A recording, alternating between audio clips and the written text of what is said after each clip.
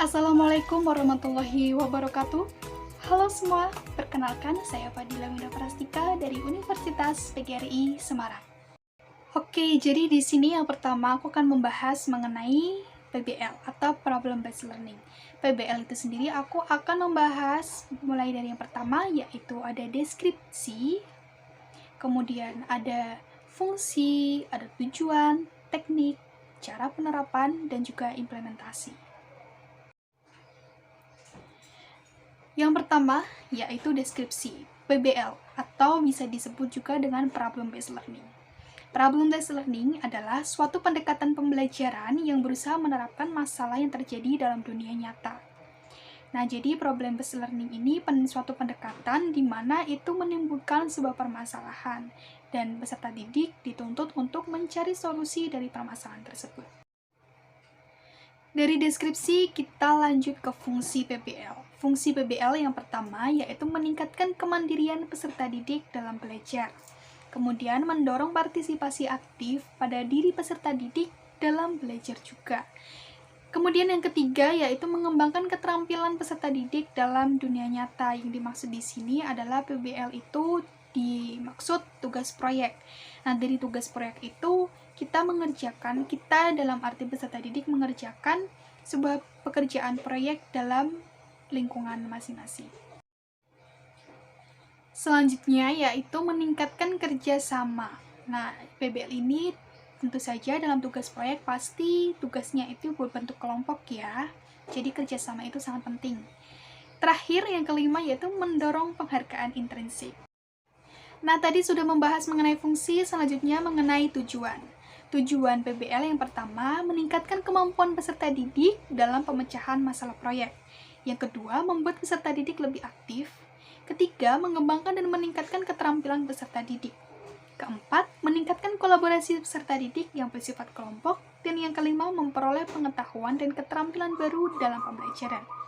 Tentu saja dalam PBL ini pembelajaran itu bisa dijumpai atau bisa kita gali di luar kelas atau bisa juga di lingkungan kita, di lingkungan masyarakat kita bisa menemukan pengetahuan dan keterampilan baru. Baik, kalau tadi kita sudah membahas mengenai fungsi dan tujuan, selanjutnya yaitu teknik. Nah, teknik yang pertama yaitu membuka pelajaran dengan suatu pertanyaan. Di sini tentu saja dibuka dengan dari guru terlebih dahulu. Kemudian yang kedua merencanakan proyek, menyusun jadwal, mengawasi jalannya proyek. Nah, mengawasi jalannya proyek ini merupakan tugas dari seorang guru untuk mengawasi proyek yang sudah ditentukan dan dikerjakan oleh peserta didik. Yang selanjutnya, penilaian terhadap proyek yang dihasilkan. Tentu saja untuk penilaian ini termasuk tugas dari guru juga ya. Yang terakhir yaitu evaluasi. Setelah fungsi, tujuan, dan teknik, selanjutnya yaitu cara penerapan. Cara penerapan dari PBL bagaimana ya? Oke, untuk cara penerapan yang pertama, jelajahi masalahnya. Yang dimaksud adalah, pertama, mengumpulkan informasi. Yang kedua, mempelajari konsep, prinsip, dan keterampilan atau semua mengenai topik yang sudah dibuat. Kemudian yang kedua, menyatakan apa yang diketahui.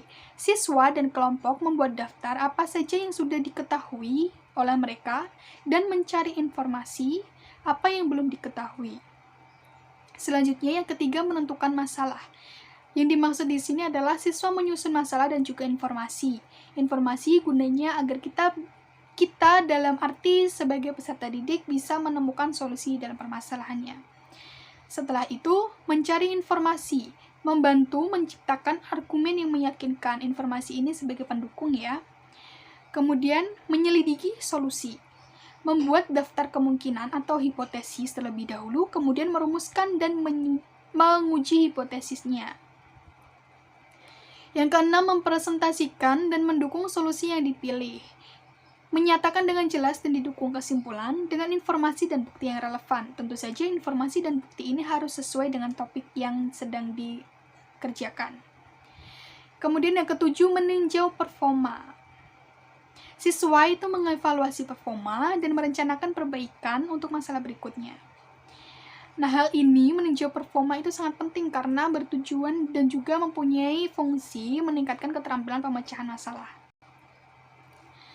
Nah, untuk PBL ini bisa diterapkan pada SMP kelas 7 dengan materi teks deskripsi Prastawa Budaya. Prastawa Budaya itu kan peristiwa budaya. Tentu saja peristiwa budaya dalam setiap daerah itu memiliki perbedaan.